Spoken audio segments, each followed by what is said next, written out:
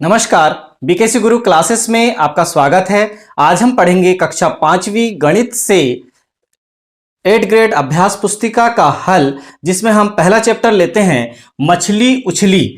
बच्चों, जैसा कि आप जानते हैं कि हमें प्रतिदिन अलग अलग तरह की गिनती और संख्याओं का लगातार उपयोग करना पड़ता है, जैसे रुपए पैसे के लेन देन में, घर के प्रतिदिन के कामकाज में, जैसे सब्जी बनाने के लिए टमाटर आलू की गिनती करना, घरों में पालतू पशुओं की गिनती करना, पशुओं के दूध को एकत्रित करके डेयरी में पहुंचाना, अचार बनाने के लिए आम या नींबू को गिनना, फलों को खरीदते बेचते समय उनकी संख्या हिसाब रखना, यात्रा करते समय टिकट बनवाने में, बस ट्रेन में सीट नंबर देखते समय, टेलीविजन के रिमोट का उपयोग करके किसी भी चैनल को हम चुनते हैं, मोबाइल में किसी नंबर को डायल करना, आधार नंबर, समग्र आईडी, किसी भी गाड़ी का नंबर, मकान नंबर, रोल नंबर, कितनी प्रकार की गणनाओं में हमें संख्याओं की आवश्यकता पड़ती है। तो इन्हीं संख्याओं को सीखने के लिए हम इस चैप्टर को पढ़ेंगे, किस तरह से हमें उनका इस्तेमाल करना होता है। इसी तरह से दिन प्रतिदिन हमें जोड़ घटाने की आवश्यकता पड़ती रहती है। किसकी आवश्यकता पड़ती रहती है? जोड़ घटाने की आवश्यकता। जैसे दुकान से किसी चीज को खरीदी गई सामग्रियों के मूल्यों को जोड़ना एवं बिल बनाना, बनाए गए बिल पर मोलभाव करके छूट प्राप्त करना, अंतिम बिल बनाकर राशि का भुगतान करना, भुगतान करते समय यदि अधिक राशि दी गई है तो शेष राशि को वापस लेना। इसके अलावा देखिए, खेतों में मकान निर्माण में यदि मजदूरी से कार्य कराया जा रहा है तो भुगतान करते समय, कोई खेल जैसे क्रिकेट में प्रत्येक बॉल पर रनों के बनने का रिकॉर्ड रखना, जीतने के लिए कितने रनों की जरूरत है इसकी लगातार गणना करते रहना। कितनी गणनाओं की हमें आवश्यकता पड़ती है। क्रिकेट खेलते समय मैच के दौरान लगाए गए चौकों से बने रनों का हिसाब रखने के लिए कुछ खास तरह के जोड़ का प्रयोग करते हैं, जिससे में 4 धन 4 धन 4 करके कई बार जोड़ना होता है। इसे गुणा भी कहा जा सकता है। एक समान मूल्यों के नोटों का भुगतान करने के लिए गुणा का प्रयोग कर सकते हैं। जैसे शिक्षक एवं बच्चों की इस बातचीत को पढ़ते हैं। देखिए, एक यहां पर उदाहरण दिया गया है शिक्षक और बच्चे की बातचीत का। बहुत ही अच्छा उदाहरण है। रेखा और उसकी मां कल बाजार में मिले थे। शिक्षक कहते हैं कि रेखा और उसकी मां कल बाजार में मिले थे। रेखा कल क्या क्या खरीद कर ले आए? किससे पूछ रहे हैं? शिक्षक पूछ रहे हैं रेखा से कि रेखा, आप कल क्या क्या खरीद कर ले आए? रेखा कहती है, कल हमने मेरे लिए कपड़े खरीदे, गेहूं और शक्कर भी लिए और मां ने कुछ सामान और भी खरीदी थी। कपड़े लिए, गेहूं लिए, शक्कर लिए और मां ने कुछ सामान और भी खरीदी थी।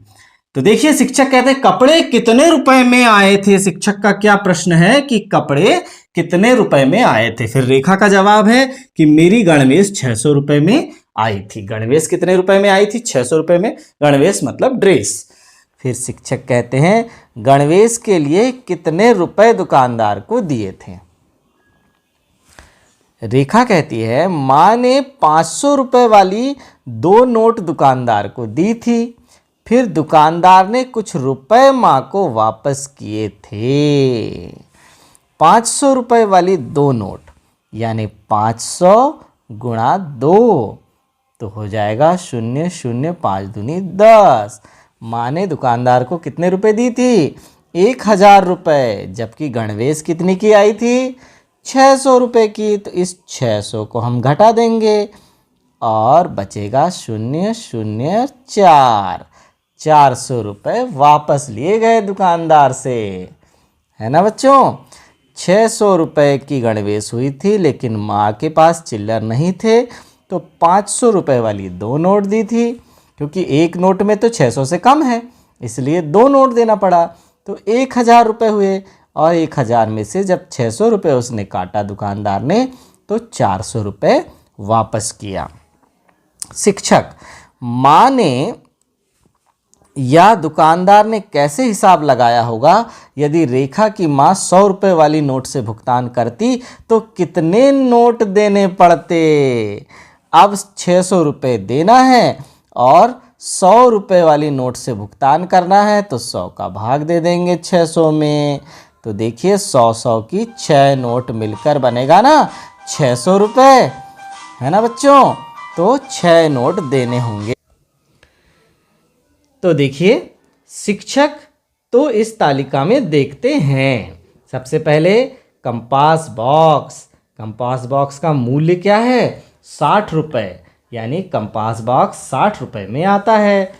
100 रुपये के नोटों में भुगतान करने पर नोट संख्या 60 रुपये की चीज़ यदि हमें खरीदना है तो 100 रुपये का कितना नोट देंगे? इसी का एक नोट देंगे। तो वापस की जाने वाली राशि 100 रुपये का एक नोट यानी 100 रुपये। अब उसमें से हम कंपास बॉक्स की राशि 60 रुपये घटा देंगे तो 0 और यहाँ बचेगा 4, तो 40 रुपये। इसे हमें मौखिक करना है। 40 रुपये हमें वापस मिलेंगे। अब देखिए पुस्तकें 294 रुपये की हैं। तो देखिए 294 रुपये के लिए 100 रुपये के कितने नोट? 2, और ये 94 रुपये और रह जाएंगे, इसलिए 2 और 1 3 नोट देना पड़ेगा। 294 रुपये का पेमेंट। क्यों? क्योंकि 200 से अधिक है ना ये संख्या। 200 से अधिक है मतलब 300 से कम है, तो हमें 100 की 3 नोट देना होगा। 100 की 3 नोट मतलब 100, 200, 300 रुपये। 300 में से 294 रुपये की किताबें हुई, तो कितने रुपए वापस मिले? देखिए यहाँ से एक उधार ले गए 10, फिर यहाँ 9 बचा, यहाँ 10, 10 में से 4 गए तो 6, 9 में से 9 गए तो 0, 2 में से 2 गए 0, कितने रुपए? 6 रुपये। दुकानदार ने कितने रुपए वापस किए? 6 रुपये वापस किए। अब देखिए सामग्री है, कुल मूल्य फिर से दिया हुआ है रुपयों में। 500 रुपये की नोटों से भुगतान करने पर नोट संख्या, वापस की जाने वाली राशि। गेहूँ, देखिए गेहूँ लिया गया, कितना मूल्य है? 4000 रुपये मूल्य है। अब 4000 रुपये मूल्य है तो 500 से हमें देखिए भुगतान करना है, तो ये 2 शून्य से 2 शून्य कट गए, 5 अट्ठे 40, 8 नोट देना पड़ा। अब 8 नोट देना पड़ा तो वापस कितनी राशि होगी? कुछ नहीं होगी, 0 0, है ना। तो वापस कोई राशि नहीं होगी। तो यहाँ पर हम कैसे अंदाज़ा लगाएंगे? 500 रुपये की नोट हम दे रहे हैं, तो 500 रुपये की 2 नोट मिलकर 1000, फिर 4 नोट 2000, 6 नोट 3000 और 8 नोट 4000 रुपये हो जाएंगे। इसी प्रकार अब देखिए 4000 से 300 ज़्यादा है, इसलिए एक नोट और ज़्यादा देना पड़ेगा। तो 5 9 4500 रुपये हमने दुकानदार को दे दिया, जबकि बिल कितने का था? 4300 का था। तो 4500 में से 4300 जब हम घटाएंगे तो कितना बचेगा बच्चों? 200 रुपये हमें दुकानदार वापस करेगा। अब देखिए यहाँ पर चावल है, 500 रुपये की नोट है, ये 2 शून्य हटा दो, ये 2 शून्य हटा दो, फिर पहाड़ा पढ़ो। 5 11 55 और 5 55 से भी ज़्यादा है तो कितनी नोट लगेंगी? 12 नोट लगेंगी। 5500 होते तो 11 नोट लगते, लेकिन 5600 है तो 12 नोट लगेंगी। तो 500 रुपये के 12 नोट मिलकर कितने हो जाएंगे? 5 12 पंचे 60, यानी 6000 रुपये हो जाएंगे। 6000 में से दुकानदार 5600 रुपये काट लेगा और वापस कितना करेगा? 0 0, यहाँ 10 में से 6 गए तो 400 रुपये वापस करेगा बच्चों। इस तरह से हमें मौखिक गणित सीखना है, जो कि हमें लेन देन में काम आएगी। इन प्रश्नों को हल कीजिए। अब देखिए हमें गुणा करना है। सबसे पहले 5 का गुणा 8 से, 5 अट्ठे 40 की 0 हासिल का 4, फिर 5 तिया 15, 16 17 18 19, तो ये हो गया 19। फिर दहाई के अंक का करना है तो एक क्रॉस लगाया, 1 अट्ठे 8 और 1 तिया 3। इस तरह से बच्चों 0 9 और 8 17 की 7 हासिल का 1, 3 और 1 4 और 1 5, 570 आया। इसी प्रकार आपको सवाल नंबर 2, 3 और 4 के गुणा को स्वयं हल करना है बच्चों। अब देखिए 202 में 2 का भाग देना है, तो देखिए 2 एकम 2। अब ये हो जाएगा कट, उतार लाए 0, तो 0 में भाग नहीं जा रहा है तो भाग नहीं जाने की 0। फिर उतार लाए 2, फिर हो जाएगा 2 एकम 2। तो इस तरह से ये हो जाएगा कैंसिल। तो भागफल कितना प्राप्त हुआ? 101। भागफल हुआ 101। और शेषफल कितना प्राप्त हुआ? कुछ नहीं, तो शेषफल हो जाएगा 0। इसी तरह से बच्चों हमको ये 6वां, 7वां, 8वां सवाल स्वयं करना है। आगे दिया है, प्रश्नों को पढ़कर दिए गए विकल्पों में से सही उत्तर चुनकर लिखिए और सामने दिए गए सही घेरे को भरिए। तो देखिए 2326 को लिखते हैं, अल्पविराम लगाकर देख लीजिए। तो ये हो जाएगा 2632। इसको लगाइए इकाई दहाई सैकड़ा, हजार 10,000, लाख 10,00,000, करोड़ 10 करोड़, 20 करोड़ 30,026। और इसमें अल्पविराम लगाएंगे तो इकाई दहाई सैकड़ा हजार, 2326। यही वह संख्या है 2326। ऑप्शन नंबर सी सही है, 2326। ऑप्शन डी को भी हम पढ़ेंगे तो देखिए ये हो जाएगा 23,206। आगे है बच्चों, 100 रुपए वाले 15 नोट मिलकर हो जाते हैं। 100 रुपए वाले 15 मिले तो 1500, यानी 1,500 रुपए। ऑप्शन नंबर डी यहाँ सही है, 1,500 रुपए। 100 रुपए वाले 15 नोटों को जब हम मिला देंगे, 100 रुपए वाले 5 नोटों को मिलाते हैं तो 500, 7 नोटों को मिलाते हैं तो 700 और 15 नोटों को मिलाते हैं तो 1500, अर्थात 1,500 रुपए हो जाते हैं।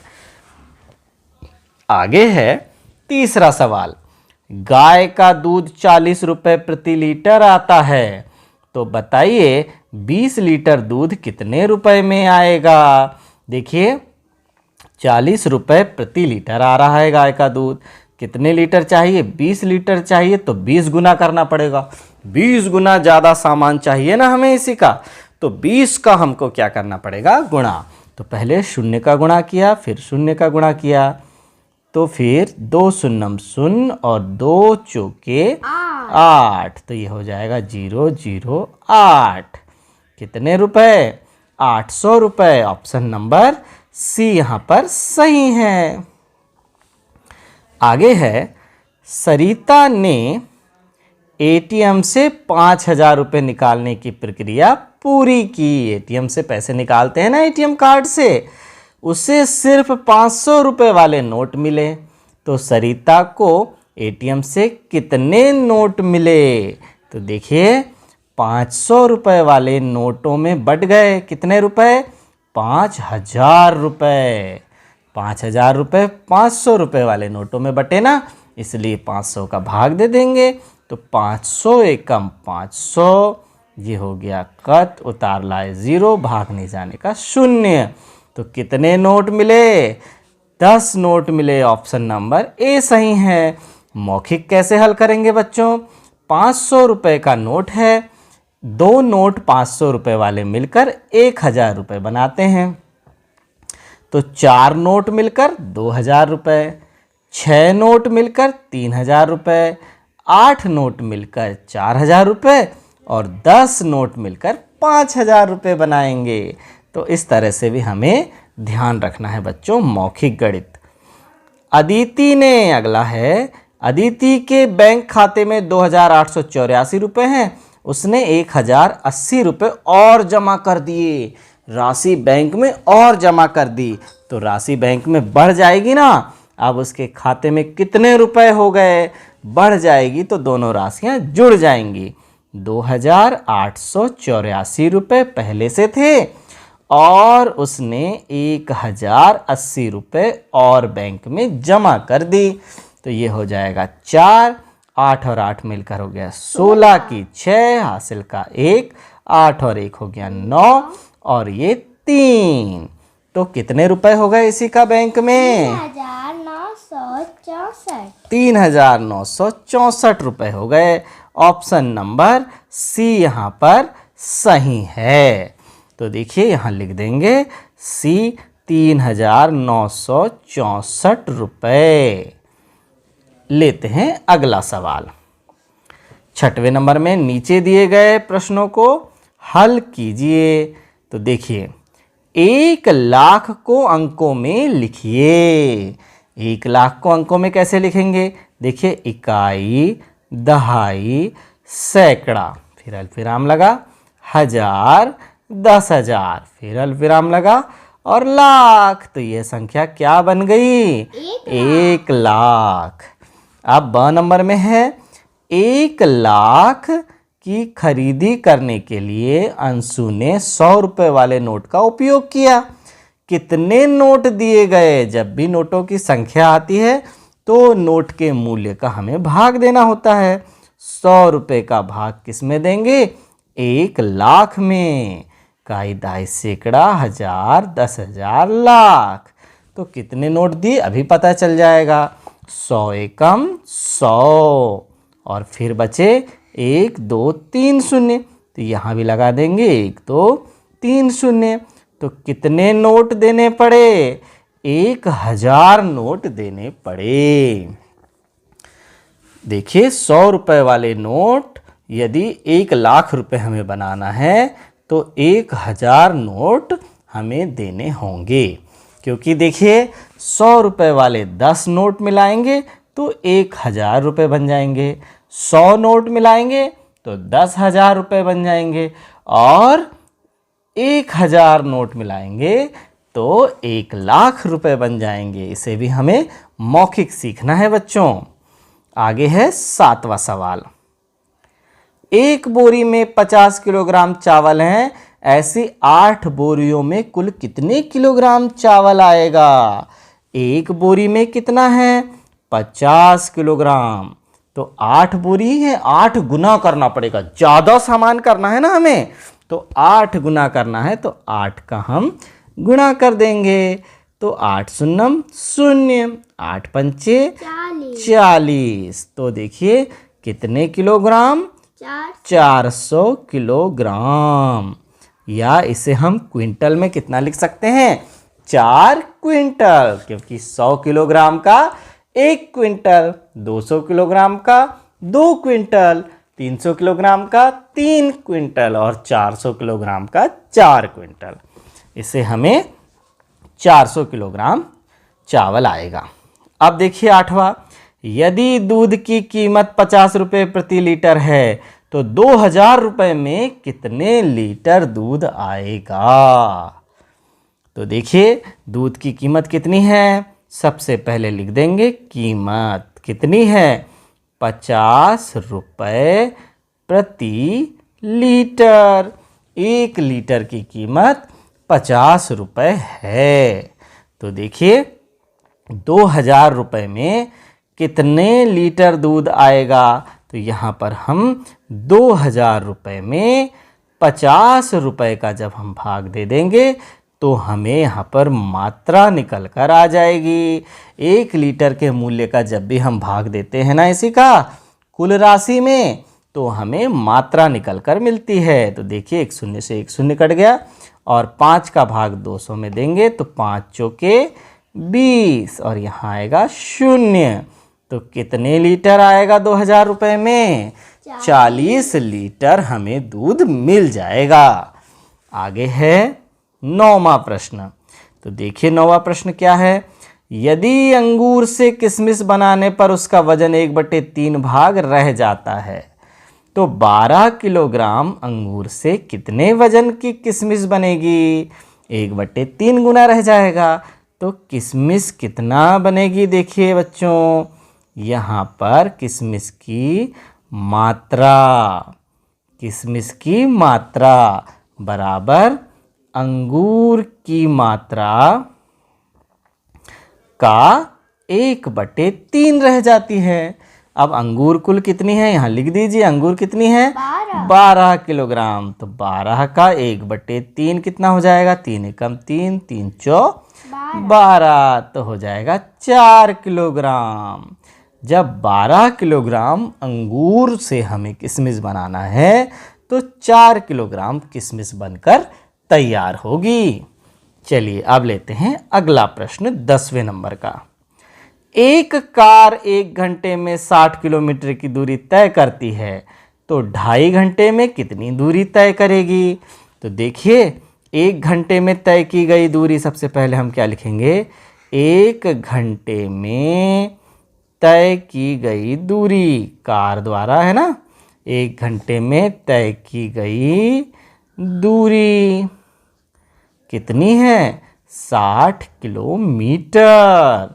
अब कितने घंटे चाहिए? 2.5 घंटे यानी 2.5।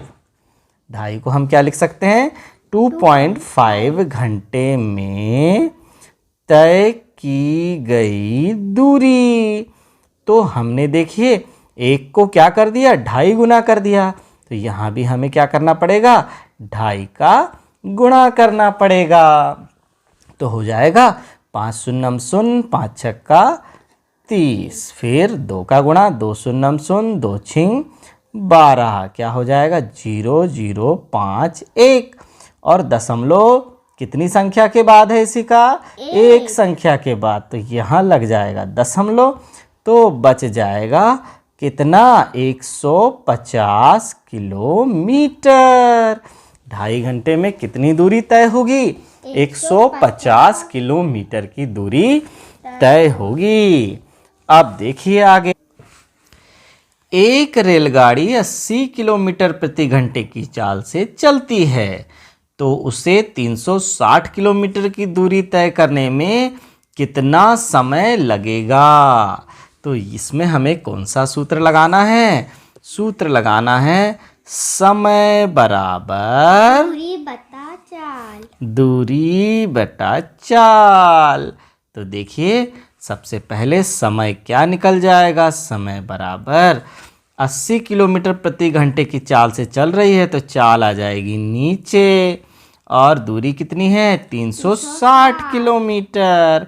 तो एक शून्य से एक शून्य कट जाएगा। फिर देखिए 8 का भाग हमें देना है किसमें? 36 में। ऊपर वाले 36 में देना होगा ना। तो क्या हो जाएगा? 8 चौके 32, बचा 4। तो हम यहाँ क्या लिख देंगे? समय 4 सही 4/8। तो समय बराबर हो जाएगा 4 सही 4/8। तो इसे हम क्या लिख देंगे? समय बराबर, और हल कर देंगे। तो ये 4 एकम 4, 4 दूनी 8। तो 4 सही 1/2 घंटा, यानी 4.5 घंटा, 4.5 घंटे का समय लगेगा। 4 सही 1/2 घंटा यानी 4.5 घंटे का समय लगेगा।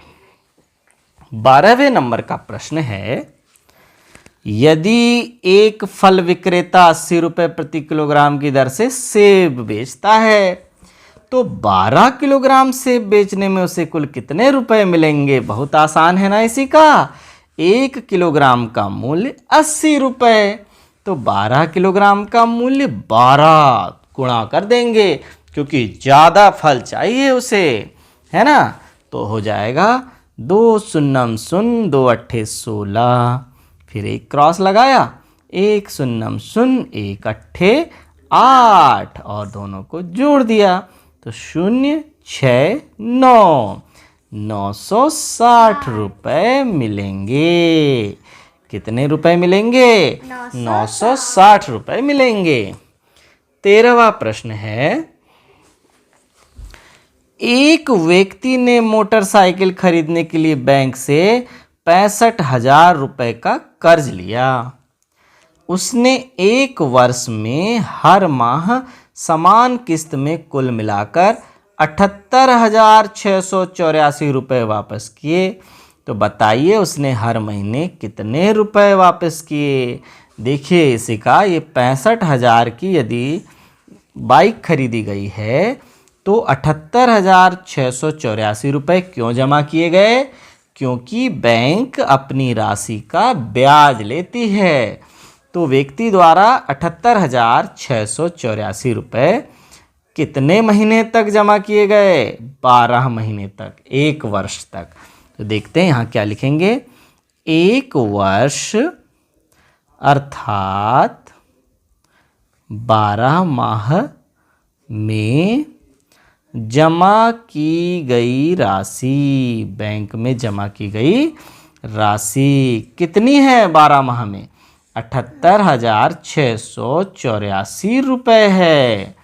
तो 1 माह में कितनी राशि? एक जब हम कर रहे हैं, अनेक से एक कर रहे हैं, ज़्यादा से कम कर रहे हैं, तो हमें भाग करना होता है। तो क्या हो जाएगा? 1 माह में जमा की गई राशि कितनी हो जाएगी? तो देखिए 78,684 के भाग में क्या आ जाएगा? 12 आ जाएगा। दे देंगे हम 12 का भाग किसमें? 78,684 में। तो 12 छिंग 72, बचा कितना? 6, फिर उतारे 6, 12 पंचे 60, फिर बचा 6, अब उतारेंगे 8, फिर से 12 पंचे 60, फिर उतारे बचा 8, उतारे 4, 12 सत्ते 84।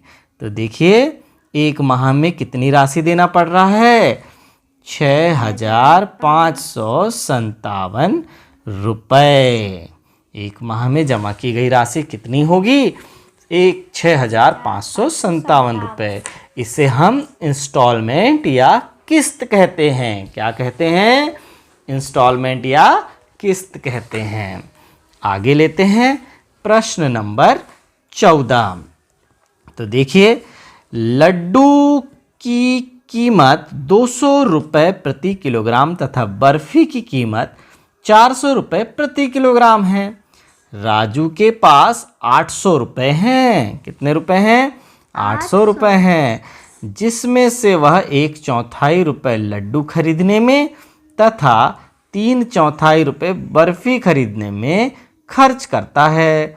तो बताइए क्या बताना है हमें? 1/4 सबसे पहले 800 रुपये है, तो सबसे पहले हम ये देख लें कि लड्डू खरीदने में कितना खर्च कर रहा है ना? 1/4 रुपये खर्च कर रहा है ना। लड्डू पर खर्च, लड्डू पर खर्च 800 रुपये का 1/4 कितना हो जाएगा? 4 एकम 4, 4 दूनी 8 और ये 2 शून्य हैं। कितने रुपए के लड्डू खरीद रहा है वह? 200 रुपये। तो फिर बाकी की जो राशि है बर्फी, तो अब देखिए बर्फी कितने रुपए की हो जाएगी? बर्फी यहाँ पर हो जाएगी 800 में से हम लड्डू की कीमत 200 रुपये कम कर देंगे तो 600 रुपये की बर्फी हो जाएगी। हम ऐसा भी कर सकते हैं कि 800 रुपये का 3/4 भी करेंगे तो 600 रुपये ही हमें प्राप्त होगा। अब हमें क्या क्या लेना है देखिए। उसने कितने किलोग्राम लड्डू खरीदे? अब 200 रुपये किलो लड्डू थे और 200 रुपये के लड्डू खरीदे, तो कितने किलोग्राम खरीदे? 1 किलो खरीदे ना, 200 रुपये किलो लड्डू है और 200 रुपये उसने खर्च किया लड्डू पे, तो कितने किलोग्राम लड्डू खरीदे? तो आ का उत्तर होगा 1 किलोग्राम लड्डू खरीदे। ब का क्या उत्तर है? उसने कितने किलोग्राम बर्फी खरीदी? बर्फी तो भाई साहब 400 रुपये किलो है और 600 रुपये उसने खर्च किया, तो 400 रुपये में पहले 1 किलो मिली और बचे 200 रुपये में फिर आधा किलो मिली, तो 400 और 200 मिलकर 1 और 1.5 किलो। तो क्या हो जाएगा? 1 सही 1/2। 1 किलो 400 में और आधा किलो 200 में, तो 1 सही 1/2 किलोग्राम, या इसे हम बोल देंगे 1.5 किलोग्राम क्या खरीदे? बर्फी खरीदे। फिर स नंबर का प्रश्न क्या है? उसने कुल कितने किलोग्राम लड्डू एवं बर्फी खरीदे? 1 और 1.5, कुल मिलाकर 2.5। 1 और 1.5 कितना हो जाएगा? 2.5। 2.5 या 2 सही 1/2 किलोग्राम लड्डू एवं एवं बर्फी खरीदे। इस तरह से हमें हल करना है बच्चों। आगे है 15वें नंबर का प्रश्न। एक पानी की टंकी बनाने में लगने वाले खर्च का विवरण सारणी में दिया है। तो देखिए क्या है खर्च। ईंट कितनी लगी, 500 लगी, 1200 रुपये प्रति हजार। अब देखिए 1000 ईंट कितने की आ रही हैं, 1200 रुपये की, लेकिन हमने ली कितनी, 500 ली, आधी ली, तो 1200 का भी हम आधा कर देंगे, तो कितनी कीमत हो जाएगी, 600 रुपये की ईंट हो जाएंगी, है ना बच्चों। क्योंकि 500 ईंट मात्र हैं, 1000 प्रति हजार लिखा है ना, 1000 ईंट 1200 रुपये की आती हैं, तो 500 ईंट उसका आधा कितने का आएगा, आधी कीमत में, 600 रुपये में। मौखिक करेंगे हम इसको। सीमेंट देखिए 7 बोरी है, जबकि एक बोरी 325 रुपये में आ रही है, 325 में आ रही है एक बोरी। लेना कितना है, 7 गुना कर देंगे, 7 बोरी लेना है इसलिए। तो कितना हो जाएगा, 7 पाना 35 की 5, हासिल का 3, 7 दूनी 14, 15, 16, 17 की 7, हासिल का 1, और फिर 7 21 और 1 22, 2275 रुपये में 7 बोरी सीमेंट आई। फिर देखते हैं रेत। तो देखिए रेत एक ट्रॉली 5500 रुपये प्रति ट्रॉली है, तो पूरा का पूरा एक ट्रॉली ले लिए ना, तो कितने की होगी वो, तो 5500 की ही होगी ना। आधी ट्रॉली थोड़ी ना ले रहे हैं हम, एक ट्रॉली ले रहे हैं, तो पूरे 5500 रुपये देने होंगे। सरिया छड़ यानी लोहा 40 किलोग्राम लेना है, जबकि 45 रुपये प्रति किलोग्राम है, तो 45 रुपये प्रति किलोग्राम वाली चीज़ हमें कितनी लेना है, 40 किलोग्राम लेना है। एक लेते तो किसी का गुणा नहीं करना होता, लेकिन 40 किलोग्राम ले रहे हैं इसलिए 40 का गुणा लेंगे, क्योंकि देखो प्रति यानी एक किलोग्राम का मूल्य 45 रुपये है, तो 40 किलोग्राम ज़्यादा करना है हमको, तो उसका मूल्य में 40 का गुणा कर देंगे, तो हो जाएगा। देखिए शून्य है इकाई में, तो पहले शून्य आ जाएगा, फिर 4 पंचे 20 की शून्य, हासिल का 2, और 4 चौके 16 और 2 18, 1800 रुपये। आप इसको अलग अलग गुणा करके भी हल कर सकते हैं। फिर मजदूरी, कुल मजदूरी 15,000 है, तो 15,000 लिखना है, ये हो गया 15,000। इकाई के नीचे इकाई लिखना है बच्चों, तभी हम सही जोड़ पाएंगे। इस पानी की टंकी को बनाने में कुल खर्च कितना लगा, तो अब हमने सब इकाई के नीचे इकाई तो लिख रखा है, तो अब हम इसे जोड़ देंगे। सबसे पहले 0 0 0 5, तो यहाँ आ जाएगा 5। फिर देखिए 5, फिर देखिए यहाँ आ जाएगा 7, तो ये हो गया 7। फिर ये देखिए 6 और 2 8, 9 10 11 12 13, 13 और 8 हो गए 21, 21 की 1, हासिल का 2। अब हो जाएगा, ये देखिए सैकड़ा तक खत्म। अब हजार वाली संख्या 2 और 5 7 और 1 8, 9 10 11 12 13, और हासिल के 2 मिलाकर हुए 15 की 5, फिर हासिल का 1। अब 10,000 की संख्या में केवल ये 1 है, 1 और 1 मिलकर 2 हो जाएंगे। 25,175 रुपये का व्यय हुआ। कितना व्यय हुआ, 25,175 रुपये का व्यय हुआ। चलिए अब ले लेते हैं 16वां प्रश्न। प्रश्न है, बाढ़ पीड़ितों की मदद हेतु 4 गांव से क्रमशः 5,000, 5,000, 4,000 एवं 6,000 रुपये प्राप्त हुए। तो बाढ़ पीड़ितों की मदद के लिए चंदा करके लोगों ने राशि भिजवाया। यदि इस राशि को 25 पीड़ित परिवारों में बराबर बराबर वितरित करना हो, तो प्रत्येक पीड़ित परिवार को कितने रुपए मिले। तो कुल जमा राशि, सबसे पहले क्या करेंगे, कुल जमा राशि तो पता कर लें कितनी है, 5,000, फिर 5,000, फिर 4,000 और फिर 6000, मौखिक जोड़ लेंगे 5, फिर 10, 14, 15, 16, 17, 18, 19, 20,000। कुल कितनी राशि जमा हुई? 20,000 रुपये जमा हुई। अब 25 परिवारों में बांटना है हमें, तो प्रत्येक परिवार को कितनी राशि? ये पूरी 25 परिवारों को बांटना है, तो प्रत्येक परिवार को राशि, भाई ये ज़्यादा राशि है। अब 25 लोगों को बांटेंगे तो कम कम मिलेगी सबको, ज़्यादा से हमें क्या करना है? कम करना है। तो इस स्थिति में हमें 20,000 में क्या करना होगा? 25 का भाग देना होगा। 25 लोगों में बांट रहे हैं ना, बांटना यानी भाग, 25 परिवारों में बांट रहे हैं। तो देखिए 25 का भाग हम कैसे देंगे?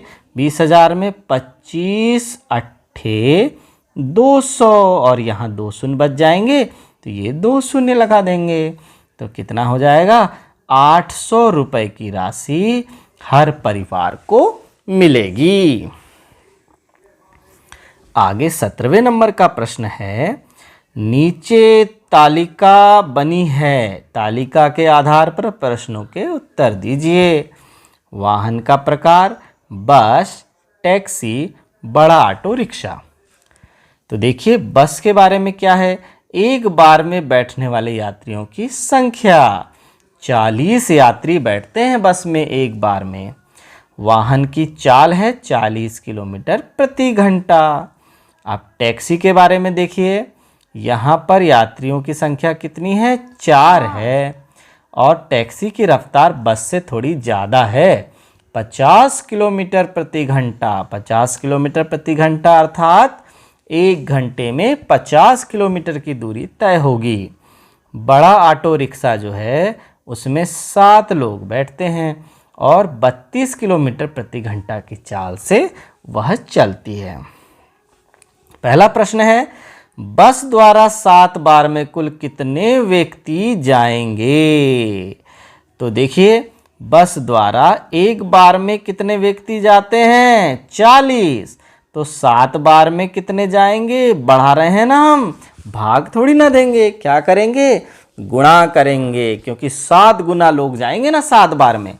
तो 7 शून्यम शून्य, 7 चौके 28, 280 व्यक्ति जाएंगे। 7 बार में कितने व्यक्ति जाएंगे?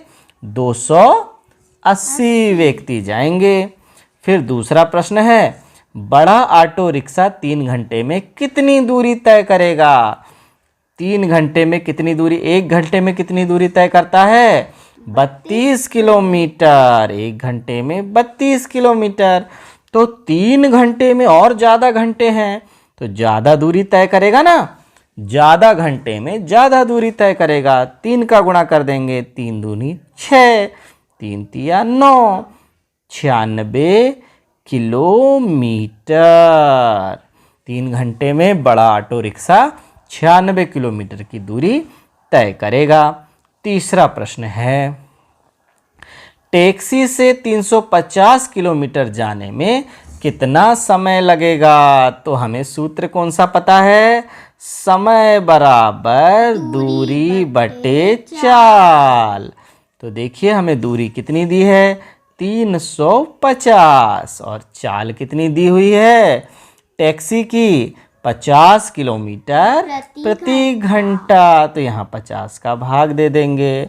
तो देखिए 1 शून्य से 1 शून्य काट देंगे, और ऐसे 5 से 5 नहीं काटते। पूरी संख्या कितनी बची? 35। तो 5 एकम 5, 5 7 35। तो कितना समय लगेगा? 7 घंटा। 350 किलोमीटर की दूरी चलने में 7 घंटे का समय लगेगा। अब लेते हैं हम 18वें नंबर का प्रश्न। क्या है 18वां प्रश्न? चलिए देखते हैं।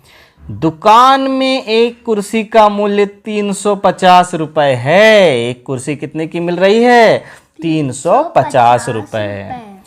कुसुम में 4 कुर्सियां खरीदी तथा 750 रुपए की एक मेज खरीदी। कुसुम दुकानदार को कितने रुपए देगी? तो देखिए कुर्सी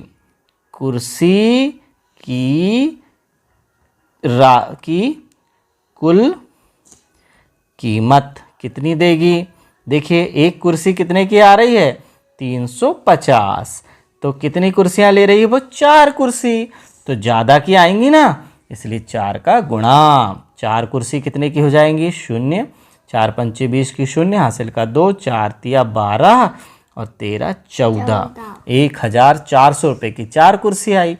और कुछ खरीदी क्या कुसुम ने, क्या खरीदी 750 रुपये की मेज खरीदी, तो इसी में क्या जोड़ देंगे हम, मेज की या टेबल की कीमत भी हम इसमें ही जोड़ देंगे, क्योंकि एक खरीदी, ज़्यादा मेज खरीदती, मान लो 2 मेज खरीदती तो 750 में 2 का गुणा करके जोड़ते, लेकिन एक ही मेज खरीदी है तो ये कुर्सी की कीमत हो गई और ये मेज की कीमत हो गई, दोनों जुड़ जाएंगे तो ये हो जाएगा 0, 5, 7 और 4 11 की 1, हासिल का 1, 1 और 1 मिलकर 2, 2150 रुपये दुकानदार को दी। किसने, कुसुम ने। 19वां प्रश्न है, देखिए संगीता ने 12 लीटर पेट्रोल कार में भरवाया है। 1 लीटर पेट्रोल 110 रुपये में आता है, 1 लीटर 110 रुपये में आता है।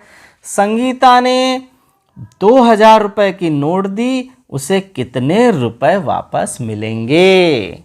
तो अब तो 2000 रुपये का नोट बंद हो चुका है, तो देखिए सबसे पहले 110 रुपये में 1 लीटर आता है, तो 12 लीटर कितने का पेट्रोल खरीदी, पहले हम वो पता कर लेते हैं। तो संगीता द्वारा खरीदा गया पेट्रोल की कीमत, कितना पेट्रोल खरीदा गया उसकी कीमत क्या हो गई, 110 रुपये के हिसाब से कितने लीटर खरीदी, 12 लीटर, तो 12 का गुणा कर देंगे तो ये हो जाएगा, 2 का पहले करेंगे, 2 शून्यम शून्य, 2 एकम 2, 2 एकम 2, ठीक है। फिर 1 का करेंगे तो 1 शून्यम शून्य, 1 एकम 1, 1 एकम 1, तो हो जाएगा 0, 2, 3, 1, 1320 रुपये का पेट्रोल खरीदी, लेकिन चिल्लर नहीं थी। चिल्लर ना होने के कारण कितने रुपए दी दुकानदार को, या पेट्रोल पंप में 2000 रुपये दे दी, उसमें से दुकानदार ने 1320 रुपये काट कर जो राशि बचेगी वो वापस कर देगा। कितनी राशि बचेगी देखते हैं, ये 0, यहाँ आ गया 10, 10 में से 2 गए तो 8, यहाँ बच्चा 9, 9 में से 3 गए तो 6 और ये कट, 680 रुपये की राशि वापस मिलेगी। किसे, संगीता को।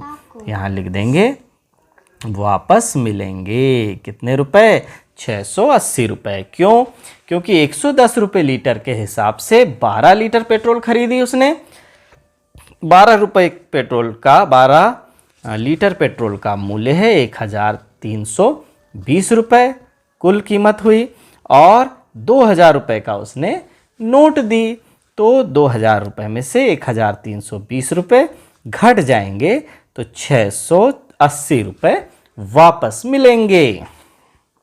20वां प्रश्न है बच्चों, एक दूध वाला 20 पशुओं से 15-15 लीटर दूध एकत्रित करता है पशुपालकों से। एक दूध वाला 20 पशुपालकों से 15-15 लीटर दूध एकत्रित करता है। एकत्रित दूध को वह 2-2 लीटर प्रति परिवार बांटता है, तो वह कितने परिवारों को दूध बांटता है। तो सबसे पहले एकत्रित दूध तो पता चल जाए कितना हो रहा है।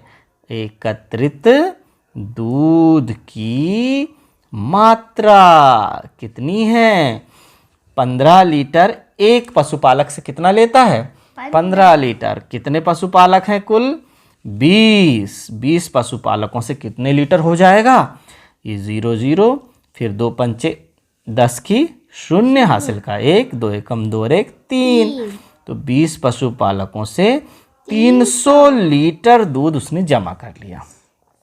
अब क्या कर रहा है, वह 2-2 लीटर दूध प्रत्येक परिवार में बांट रहा है। बांटना यानी 2 का भाग देंगे हम, तो क्या हो जाएगा, 2-2 लीटर बांट रहा है तो परिवारों की संख्या कितने परिवारों को बांट सकता है हमें पता चल जाएगा।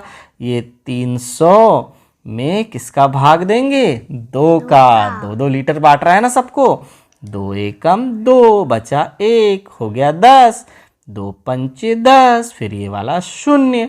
कितने परिवार? 150 परिवारों को वह 2-2 लीटर दूध बांट सकेगा। तो बच्चों, आज की यह क्लास हमारी यहीं समाप्त होती है। धन्यवाद।